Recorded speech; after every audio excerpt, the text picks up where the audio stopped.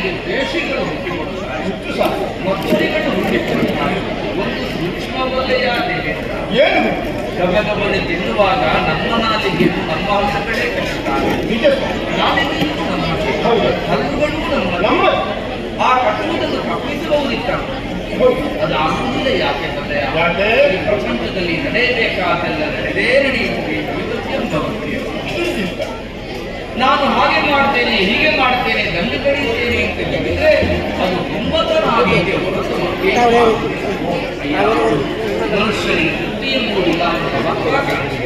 ಕಸದಲ್ಲಿ ರಸ ಹೊಡಿಸುವಂತಹ ಜೀವನದ ಉದ್ದಕ್ಕೂ ಸಾಧನೆ ಹಾಗೆಲ್ಲೇ ಸಾಗುವುದು. ಇಂಥ ಸಾಧನೆಗೆ ಅರ್ಥವನ್ನು ಯಾವಾಗ ಕೊನೆಯ ಸಾರ್ಥಕತೆಯ ವೃತ್ತಿಯಲ್ಲಿ ಆ ವೃತ್ತಿಯಿಂದ ಎನ್ನುವುದು ಬಲವಿನ ಕೊರತೆಯಿಂದ ಮಾತ್ರವೇ ಸಾಧ್ಯ. ಮಣ್ಣ ಕಡದಲ್ಲಿ ಬಂದು ಕಡಿಮೆಗಳಿರಬೇಕು, ಬಲವಿನ ಮೊಳಕೆಯನ್ನು ಕೊಟ್ಟದಿರಬೇಕು. ಕಸವಾಗಿ ಮಾಡು ನಂದನವಾಗಿ ಸೋದರತೆಯನ್ನು ಹೊಳೆಯಾಗಿ ಹರಿದು ಬರಬೇಕು. ನಾಡಿನ ಬದುಕಿನ ಇರುವಿನ ಗೆಳವಿಗೆ ಬಿಡುವನ್ನು ನೀಡಬೇಕು. ಮಾನವ ಬದುಕಿನ ನೋವಿಗೆ ನಲಿವಿಗೆ ತನಿಗೂಡಿಸಬೇಕು ಎನ್ನುವಂತಹ ಗೆಳುವಿನಿಂದಲೇ ಜಾನಸ್ಥನಾಗಿ ಕುಳಿತವಲ್ಲ. ಯಾರ ಕುರಿತಾಗಿ ನಿರೀಕ್ಷೆಯನ್ನು, ನಂಜನ್ನು, ಒತ್ತಡವನ್ನು ಹೊಂದಿರುವಂತಹ ಹೃದಯಕ್ಕೆ ಯಾವ ಕಾಲಕ್ಕೂ ಕೂಡ ಭಯವಿಲ್ಲ. ಅಷ್ಟಕ್ಕೂ ಶಂಬರ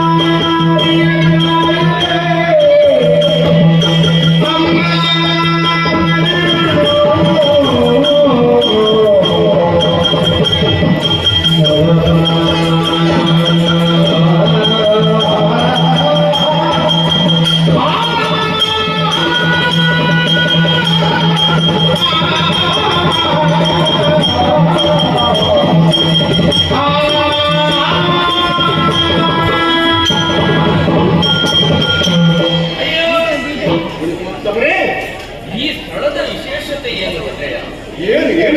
ಅಂಬರಾಗಿಯ ಜಾರಿ ತುಂಬಾ ಸಂಚರಿಸಲಿದೆ. ಜಗತ್ತಿನ ಶಕ್ತಿಗೆ ಅನ್ನ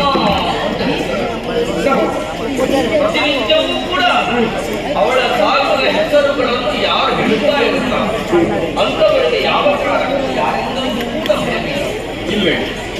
ಅವಳಿಗಿರುವಂತಹ 1000 ಹೆಸರು ನಮಗೆ ನೆನಪಿಗೆ ಬಾರದೇ ಹೋಯಿತು ಅಂತಾದರೆ ನಾವು ಅಮ್ಮ ಅಂತ ಕರೆದರೆ ಸಾಕು, ಶ್ರೀಮಾತಾ ಅಂತ ಕರೆದರೆ ಸಾಕು.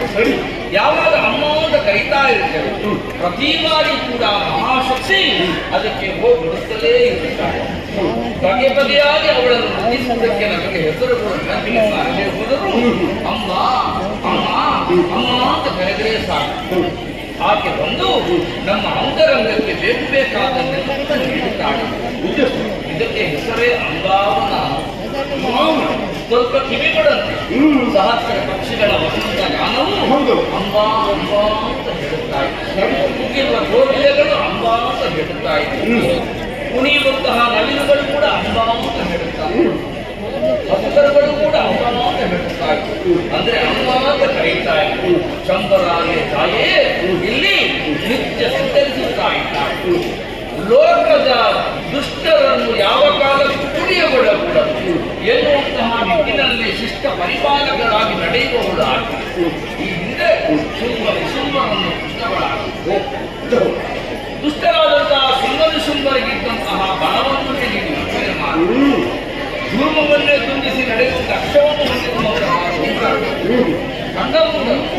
ಕರ್ತವ್ಯ ಒಬ್ಬರೇ ಅಂದವರನ್ನೆಲ್ಲರನ್ನೂ ಕೂಡ ನಿಗ್ರಹಿಸುವಂತಹ ಮಹಾಶಕ್ತಿ ಇಲ್ಲಿ ನಿತ್ಯವೂ ಸಂಚರಿಸುತ್ತಾಳೆ ಎಂದಾಗ ಸಾಧ್ವಿಗಳಾದವರಿಗೆ ಚಿತ್ತದಿಂದ ತೊಡಗಿಸಿಕೊಂಡವರಿಗೆ ಸದಾ ಒಳಿತನ್ನೇ ಬಯಸುವವರಿಗೆ ಯಾವ ತೊಂದರೆ ಉಂಟು ಹೇಳುತ್ತಿಲ್ಲ. ಸದಾಕಾಲಕ್ಕೆ ಸರ್ವೇಶ್ವರಿ ಆಗ ತೊಡಗಿಕೊಳ್ಳುತ್ತಾಳೆ ಅಂತ ಇನ್ನೊಂದು ವಿಶೇಷ ಅಖಿಲ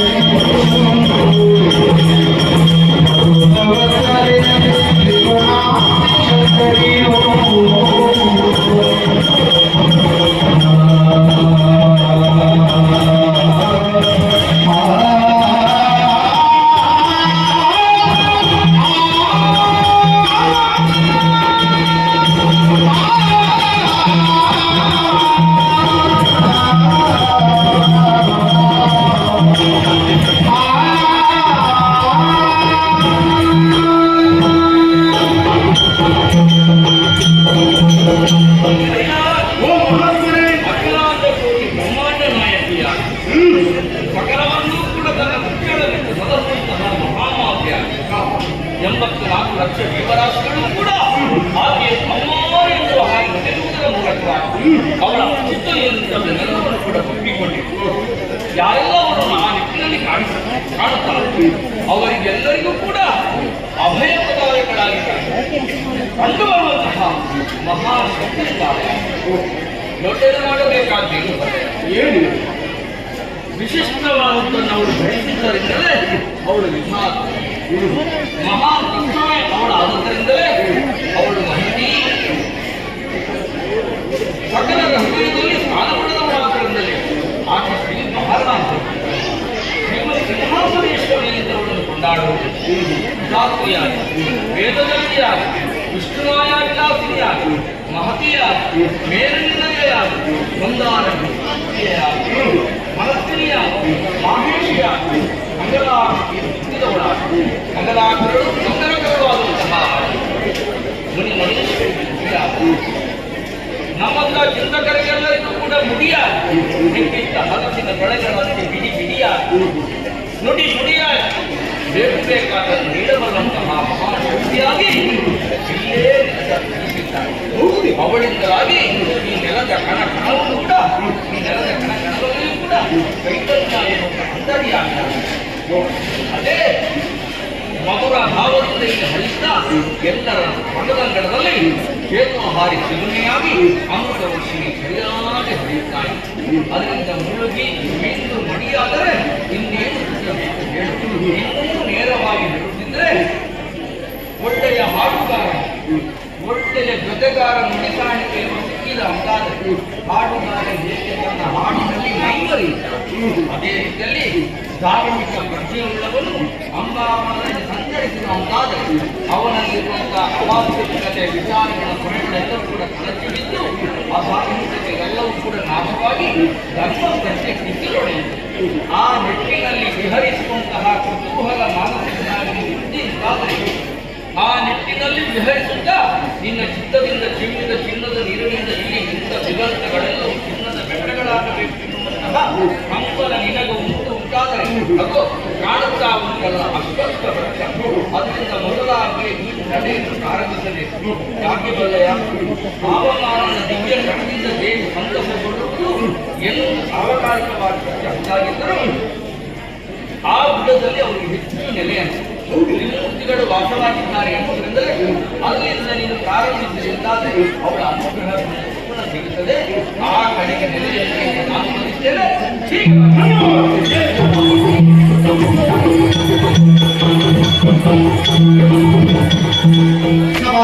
ವಿಜ್ಞಾಪನೆಯಿಂದ ಸೇವಾ ಹೋರಾಟಕ್ಕೆ ಸಹಕರಿಸಿದ ಎಲ್ಲ ಕಲಾಭಿಮಾನಿಗಳಿಗೂ ಕೃತಜ್ಞತೆಗಳನ್ನು ಸಲ್ಲಿಸ್ತಾ ಇದ್ದೇವೆ. ನಾಳೆ ದಿನ ನಾವು ಬೆಟ್ಟಂಪಾಡಿಯಲ್ಲಿ ಶ್ರೀದೇವಿ ಮಹಾತ್ಮೆ ಎಂಬ ಕಥಾನಕವನ್ನು ಆಡಿ ತೋರಿಸಲಿಕ್ಕಿದ್ದೇವೆ. 14ನೇ ತಾರೀಕಿನಂದು ಸುಬ್ರಹ್ಮಣ್ಯ ಕ್ಷೇತ್ರದಲ್ಲಿ ನಾಗಾಸ್ತ್ರ ಕುಂಭಕರ್ಣ ಕಾಳಗ ಮತ್ತು ದಮಯಂತಿ ಪುನಃ ಸ್ವಯಂವರ ಎಂಬ ಕಥಾನಕವನ್ನು ಆಡಿ ತೋರಿಸಲಿಕ್ಕಿದ್ದೇವೆ. 18ನೇ ತಾರೀಕಿನಂದು ಕೊಣಾಜಿಯಲ್ಲಿ ರಾಮ ರಾಮ ಶ್ರೀರಾಮ ಎಂಬ ಕಥಾನಕವನ್ನು ಆಡಿ ತೋರಿಸಲಿಕ್ಕಿದ್ದೇವೆ.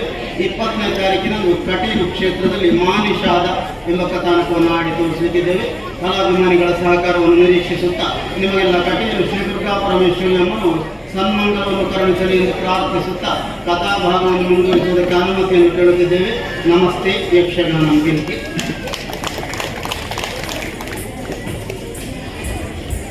ಆತ್ಮೀಯ ಕಲಾಭಿಮಾನಿಗಳಿಗೆಲ್ಲರಿಗೂ ವಂದನೆಗಳು. ಕಲಾಭಿಮಾನಿಗಳೇ ಹಾಗೂ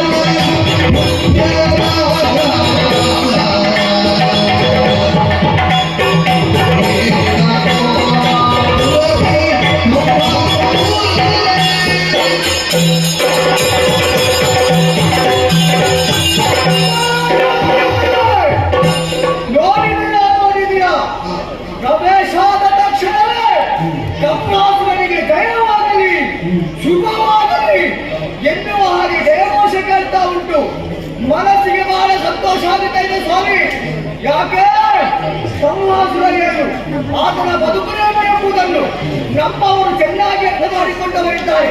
ಕೋಲಾಪುರದಲ್ಲಿ ಆಡಳಿಕೆಯನ್ನು ಮಾಡುವವರಾರು ಸಂವಾಸುರ, ನನ್ನ ಜೊತೆ ವ್ಯಾಳಾಸುರ, ನನ್ನ ಮಂತ್ರಿಗಳಾಗಿರುವಂತಹ ಪುಂಡರು ಇದ್ದಾರೆ.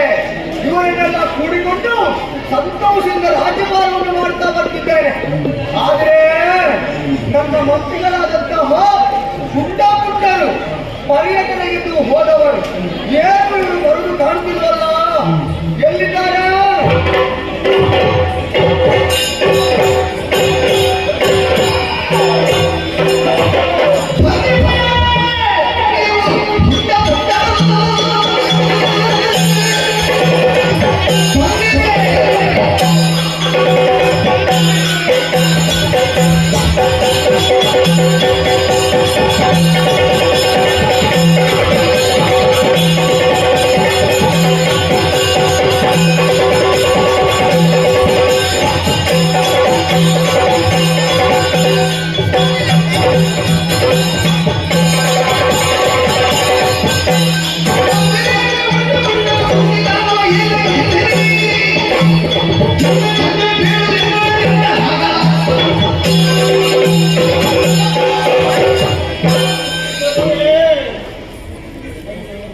ಆಶ್ಚರ್ಯ, ಪರಮಾಶ್ಚರ್ಯ. ನನ್ನ ಮಂತ್ರಿಗಳಂತ ಹೇಳುವುದಕ್ಕೆ ನಾನು ಹೆಮ್ಮೆ ಪಡುವ ವಿಚಾರ ಇದು. ಆದರೆ ಏನು ಮಾಡೋಣ, ಯಾವತ್ತಿನ ಹಾಗೆ ಇವತ್ತಲ್ಲ. ಮುಖವನ್ನು ನೋಡಕ್ಕಾಗುತ್ತಿಲ್ಲ. ಅಯ್ಯೋ ನಿಮ್ಮ ಅವಸ್ಥೆಯೇ. ಮುಂದೆ ನೀವು ಹೋದದ್ದು ಎಲ್ಲಿಗೆ? ಯಾವ ಕಾರ್ಯಕ್ಕೆ ಬೇಕಾಗಿ ಹೋದವರು? ಆದರೆ ಇಲ್ಲಿ ಆದದ್ದೇನು? ಪರ್ಯಟನೆಗಂತ ಹೋದವರು ನೀವು ಈ ರೀತಿಯಾಗಿ ಕಾಯಿಲೆಯಾಗಿ ಹೋಗಿದೆ. ಏನಾಯಿತು? ಯಾರಿಂದ ಬಂದವರೇ?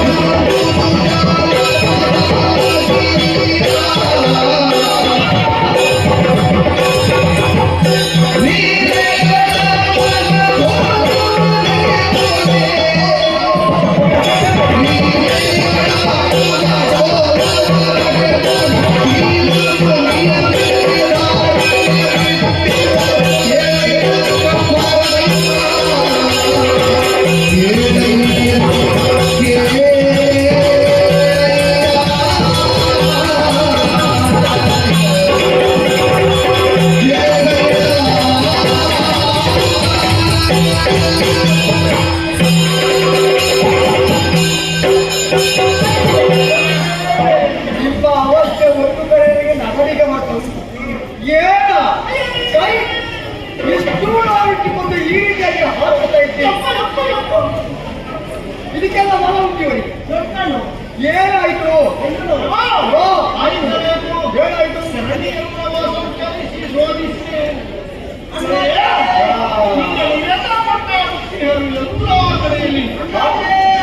ಹಾಗಾದ್ರೆ ನನ್ನ ಪ್ರಚಾರ ತುಂಬಾ ಒಳ್ಳೆದುಂಟು ಅಂತ ಇವತ್ತು ಕೇಳಿದಾಗ ಮನಸ್ಸಿಗೆ ಸಂತೋಷವಾಯಿತು.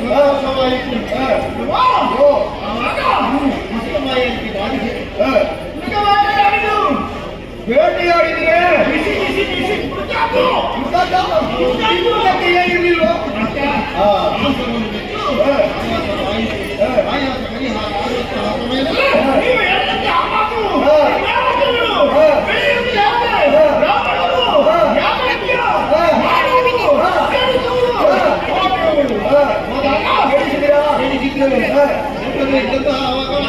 ನಮ್ಮ ಮಾತಾಡಕ್ಕೆ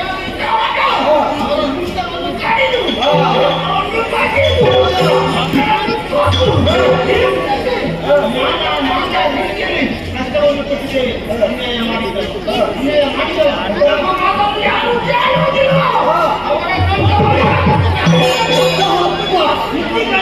ಕಳಿಸಿದ್ದೀರಾ? ಆಮೇಲೆ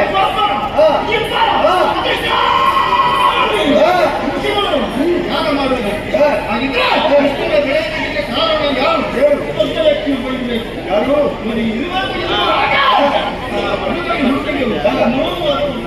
ಯಾರು?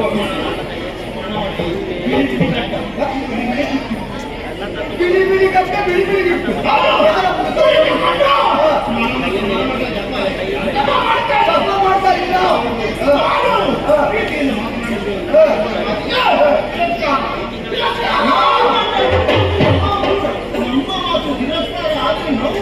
ಮತ್ತೆ ನೀವು ಎಂತ ಮಕ್ಕಳು ನನಗೆ ಗೊತ್ತಿಲ್ಲ.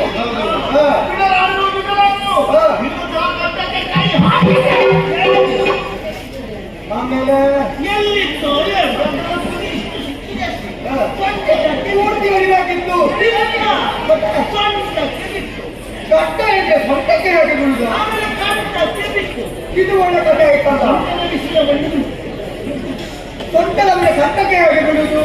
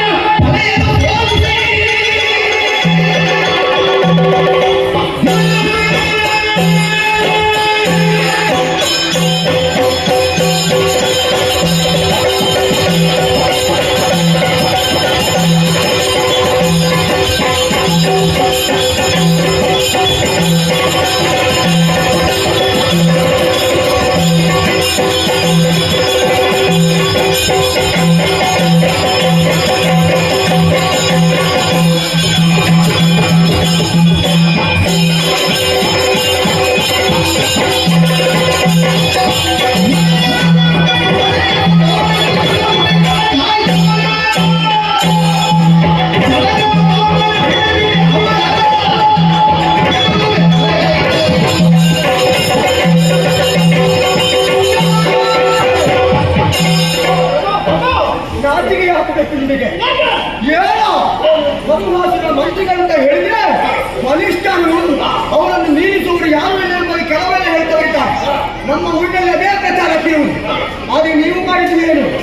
ದೇವೇಂದ್ರ ಕೈಯಿಂದ ಕೆಟ್ಟು ನಿಂತಿದ್ದೀರಾ?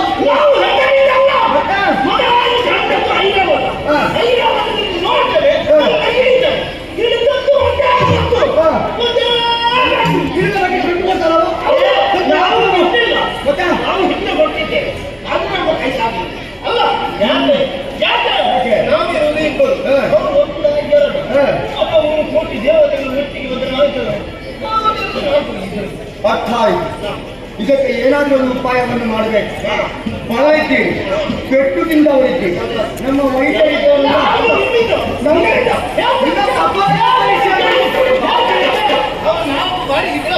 ಅಲ್ಲಿಗೆ ನಾವು ಮೆಲ್ಲ ಬರ್ತಿದ್ರೆ ಅಲ್ಲಿಗೆ ನಾಲ್ಕರಲ್ಲಿ ನಿಲ್ಸಿದ್ರು. ಮತ್ತೆ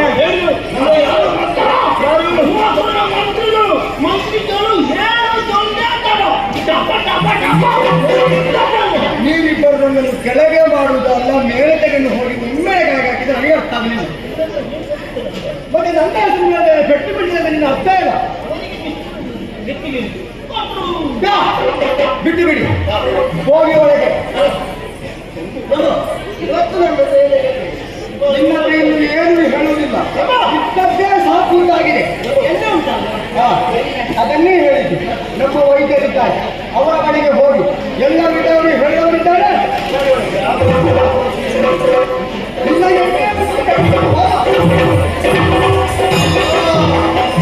ದೇವತೆಗಳಿಗೆ ಮಾತುಗಳಿಗೆ ಕಲಿಸಬೇಕಾಗಿದೆ. ಎಲ್ಲಿ ಅನ್ನೋದ್ರೆ ನಾನು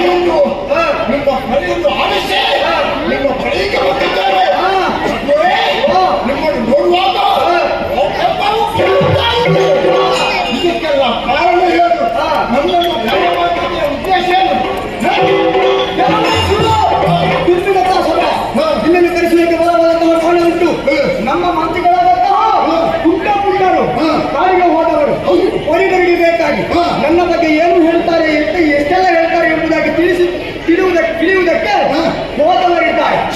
ಆದ್ರೆ ಅಲ್ಲಿ ಅದನ್ನ ದುರ್ಗಡೆ ಬೇರೆ ಹೇಳುವಲ್ಲ, ನಮ್ಮವರಾದಂತಹ ಹುಟ್ಟ ಪುಟ್ಟರಿಗೆ ದೇವತೆಗಳು ಹಾಗೂ ದೇವೇಂದ್ರೆಲ್ಲ ಸೇರಿ ಸರಿಯಾಗಿ ಬರೆದವರಿದ್ದಾರೆ. ಹೌದಪ್ಪ, ದೇವತೆಗಳಿಗೆ ಪಾಠವನ್ನು ಕಲಿಸಬೇಕಾಗಿದೆ.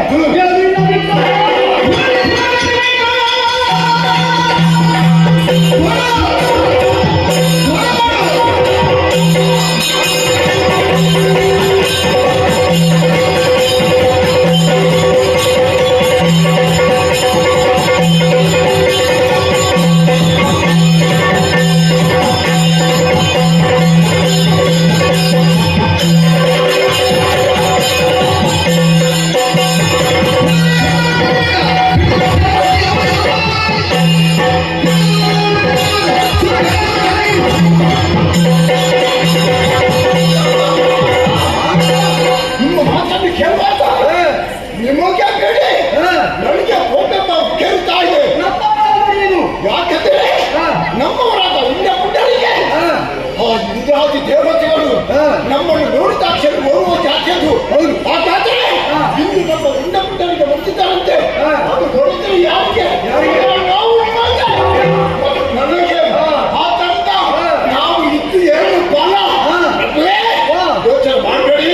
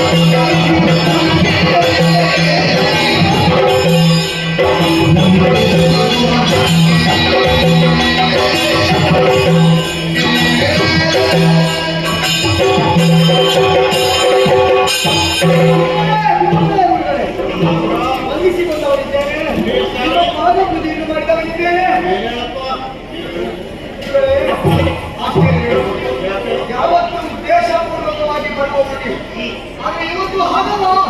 ನಾವು ಹೊರಬಿಟ್ಟಿದ್ದೇವೆ, ನಿಮ್ಮ ಪ್ರವೇಶ ಆಯಿತು, ಬಂದದ್ದು ತುಂಬಾ ಒಳ್ಳೆಯದೇ ಆಯಿತು, ಸಂತೋಷ ಆಯಿತು ಅಂತ ನಿಮ್ಮ ಮುಖ್ಯ ಹೇಳ್ತಾ ಉಂಟು. ಹೌದಪ್ಪ, ನನ್ನದೊಂದು ಪ್ರಶ್ನೆ ಇದೆ.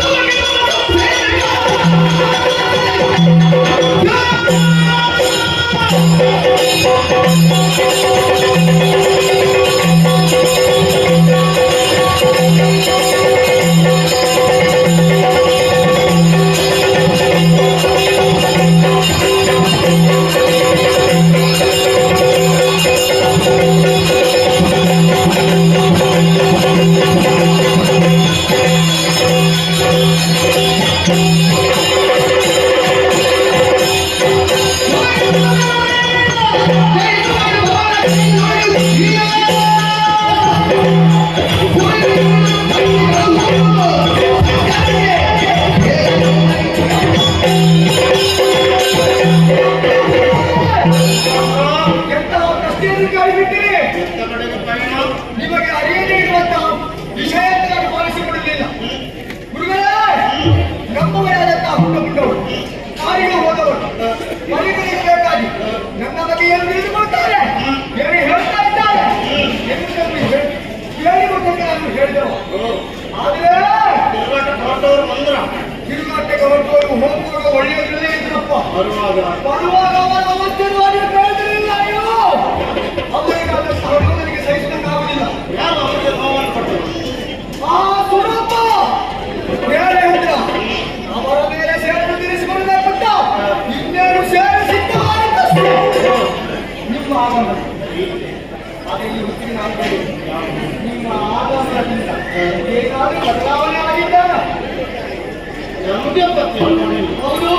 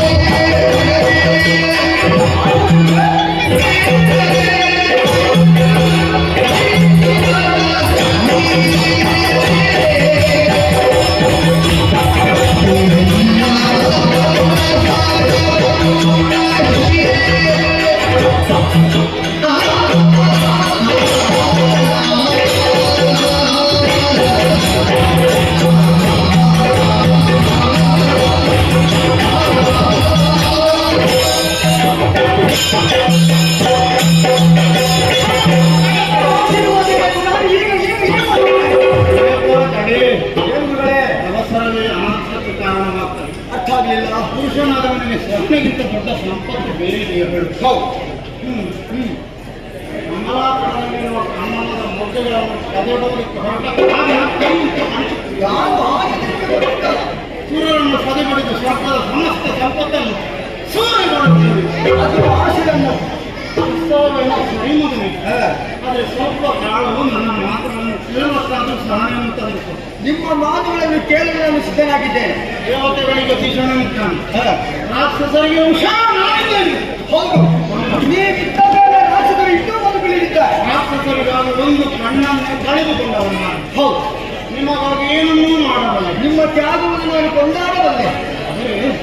ದೇವತೆಗಳನ್ನು ಸೋಲಿಸುವುದು ಅಷ್ಟು ಸುಲಭವಲ್ಲ. ಮತ್ತೆ ನಾವು ಕೊಡಲ ಮತನದಲ್ಲಿ ಕಡೆಗೆ ಅಮೃತಪಾನ ಮಾಡಿದ ಎನಿಸಿಕೊಂಡಿದ್ದಾರೆ. ಹೌದು, ದೈಹಿಕವಾಗಿಯೂ ಬಲಿಷ್ಠರು, ಅವರು ಮಾನಸಿಕವಾಗಿಯೂ ಬಲಿಷ್ಠರಿದ್ದಾರೆ. ಓಹೋ, ದೈಹಿಕ ಬಲ ಮುಖ್ಯ ಅಲ್ಲ, ಮಾನಸಿಕ ದೃಢತೆ ಮುಖ್ಯ. ಮಾನಸಿಕ ದೃಢತೆ ಯಾರು ಹೊಂದಿರ್ತಾರೋ ಅವರಿಗೆ ದೈಹಿಕ ಬಲ ಕಡಿಮೆ ಆದರೂ ಅವರು ಸೋಲಿಲ್ಲ, ಗೆಲ್ಲುತ್ತಾರೆ. ಅವರನ್ನು ಸದೆಬಡಿಯುವುದು ಅಷ್ಟು ಸುಲಭವಲ್ಲ, ನೀವು ಭಾವಿಸಿದಷ್ಟು ಸುಲಭವಲ್ಲ. ಹಾಗಾದ್ರೆ ಇದನ್ನು ಸೋಲಿಸುವ ಬಗೆ ಹೇಗೆ? ಅದಕ್ಕೊಂದು ಕೆಲಸವನ್ನು ಮಾಡಿ.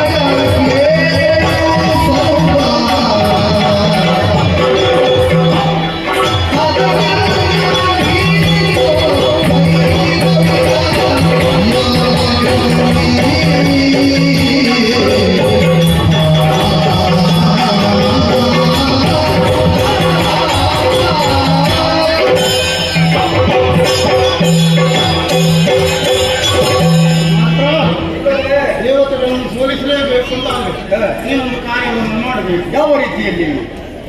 ಭೈರವಿ ಯಾಗವನ್ನು ಮಾಡಬೇಕು. ಭೈರವಿ ಯಾಗವನ್ನು ಮಾಡಬೇಕೇ?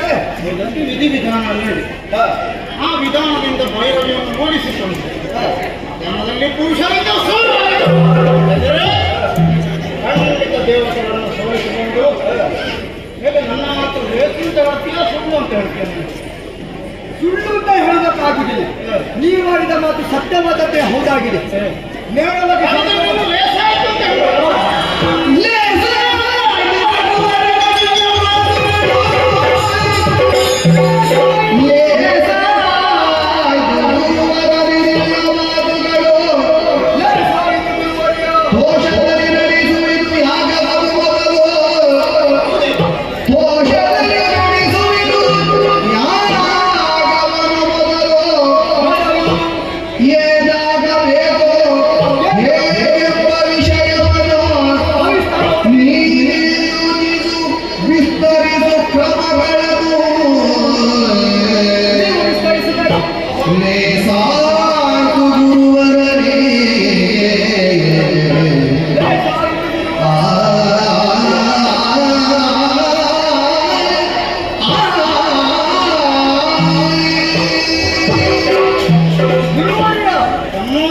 ನಿಮ್ಮ ಮಾತುಗಳನ್ನು ಕೇಳಲಿಕ್ಕೆ ಬಹಳ ಸಂತೋಷವಾಯಿತು. ಗುರು ಅಂತ ಹೇಳ್ತೀರಿ. ನೀವು ಗುರುವಾಗಿದ್ದರಿಂದ ನಮ್ಮ ಬದುಕು ಪುನೀತವಾಗಿದೆ ಅಂತ ಹೇಳಿ ತಪ್ಪಾಗಲಿಕ್ಕೆ.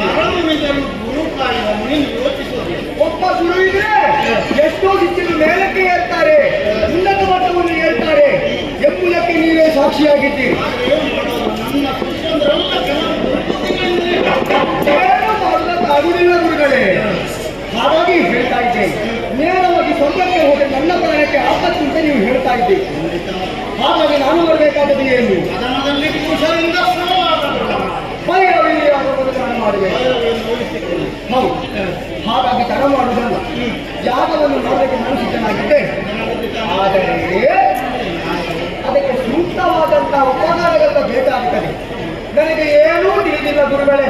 ನಿಮ್ಮ ಸಮ್ಮುಖದಲ್ಲಿ ಏನನ್ನು ಆಗಬೇಕು ಅದನ್ನು ನಾನು ಹೇಳ್ತೇನೆ. ಹೌದು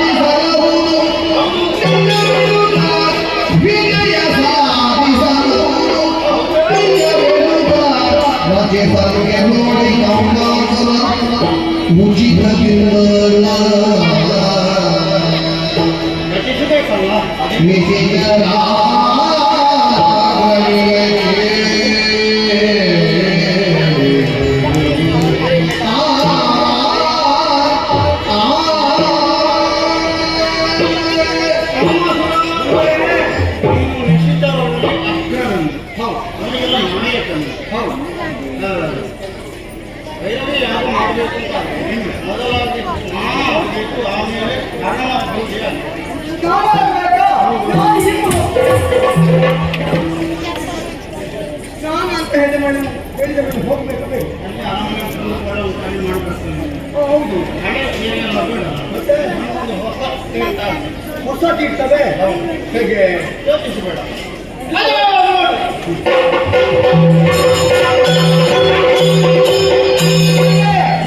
ನಿಮ್ಮ ಸಮುದ್ರದಿಂದ ಹೊಸ ತೀರ್ಥ ಆಯ್ತು. ಈಗ ನಿಮ್ಮಿಂದ ಆಗದ್ದು ನನ್ನ ತೀರ್ಥನ ತಪ್ಪಾಗ್ತದೆ ನೀವು ರಚಿಸಿದ್ದಲ್ವಾ? ಹಾಗಾಗಿ ಶುಕ್ಲ ತೀರ್ಥ ಆಗೈತೆ ಹೇಗೆ? ಎಷ್ಟಾದ್ರು ಗುರುಗಳಲ್ಲೋ ನೀವು? ಹೌದು. ಹಾಗಾದ್ರೆ ಇನ್ನು ಪೂಜೆಗೆ ಹಾ, ದೇವಸ್ಥಾನ ಹೌದು ದೇವಸ್ಥಾನ ನಮ್ಮಲ್ಲಿ ಉಂಟಲ್ಲ ಕೆಲವೆಲ್ಲ ಮತ್ತೆ ತೀರ್ಥ ಹೊಸ ತಾಲೂಕು ಹೌದು ದೇವಾಲಯ ಹೊಸ ತಾಲೂಕು ಹಾ, ಹಾಗಾಗಿ ಹೊಸ ದೇವಾಲಯ ಕಟ್ಟಿ ಹಾ, ಅಲ್ಲಿ ಪ್ರಾಣ ಪ್ರತಿಷ್ಠೆ ಈ ಸಲ ಮಾಡಲೇಬೇಕು. ಅಲ್ಲ ಇಷ್ಟು ಒಂದು ದಿವಸದಲ್ಲಿ ನಮ್ಮಿಂದ ಆಗೋ ಕಾರ್ಯವೈದು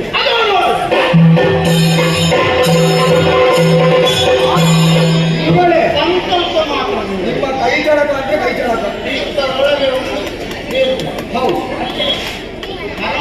ಹರಗೆ ದೇವರು ಅದ್ರ ಅವನಿಗೊಂದು ಹೆಸರು ಬೇರೆ ಆಗಬೇಕು. ಹೌದು ನಾವು ಕಾರ್ಯ ಸಿದ್ಧಿಗಾಗಿ ದೇವರನ್ನು ಪೂಜೆ ಮಾಡೋದು. ಹಾ. ಹಾಗಾಗಿ ಅಲ್ಲಿ ನೆಲೆಸುವ ದೇವರಿಗೆ ಸಿದ್ಧೇಶ್ವರ ಸಿದ್ದೇಶ್ವರ ದೇವರು ಹಾಗೆ ಈ ತೀರ್ಥದಲ್ಲಿ ಹಾ, ಕುಶಲದಿಂದ ಮಿಂದು ಹಾ, ಸಿದ್ದೇಶ್ವರನ ಪೂಜೆ ಮಾಡಿ ಹಾ, ಕಾರ್ಯ ಆರಂಭಿಸಿದರೆ ಹಾ.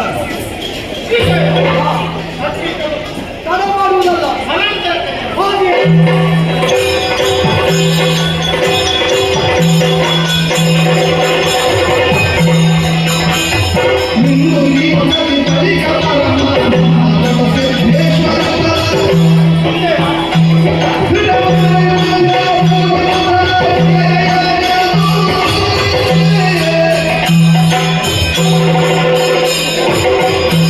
ಹೊಸ ತೀರ್ಥದಲ್ಲಿ ಸ್ನಾನವನ್ನು ಪೂರೈಸಿದೆ. ಹೌದು ಸಿದ್ದೇಶ್ವರನ ಪೂಜೆಯೂ ಆಯಿತು. ಹಾ, ಇನ್ನು ಭೈರವಿ ಯಜ್ಞ ಮಾಡ್ತಾರೆ. ಹೌದು ಯಜ್ಞ ಮಾಡಕ್ಕೆ ಸಿದ್ಧವಾಗಿದೆ. ಸಿದ್ಧವಾಗಿದೆ ಯಜ್ಞಕ್ಕೆ ಅಭಿಮುಖವಾಗಿ ಹಾ. ಪದ್ಮಾಸನವನ್ನು ಹಾಕಿಬಿಡಿ.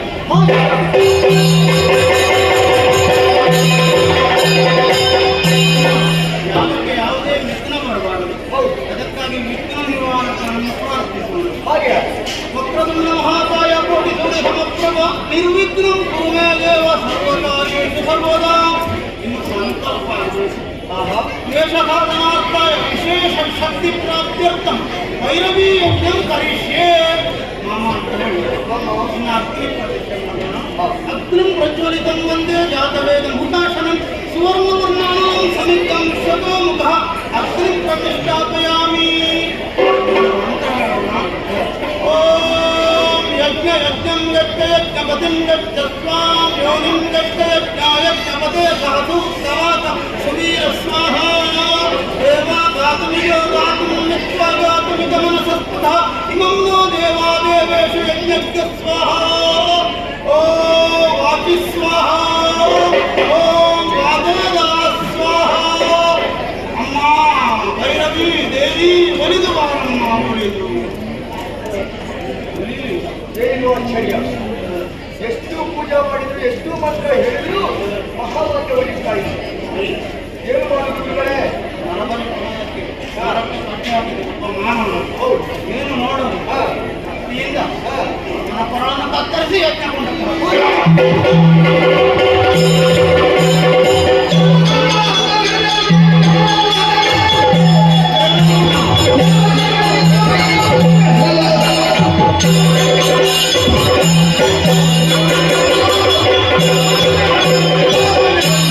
ನರಬಲಿಯನ್ನು ಅರ್ಪಿಸಿದ್ರು ಮಾತ್ರ ಪ್ರತ್ಯಕ್ಷವಾಗಲಿಲ್ಲ. ನಮ್ಮ ತಮ್ಮನಿಂದ ಆದ ಪ್ರಯತ್ನಕ್ಕೆ ಗೆಲುವು ಸಿಗಲಿಲ್ಲ. ನಿನ್ನ ತಮ್ಮನ್ನೇ ಕತ್ತರಿಸಿ ಹಾಕಿತು.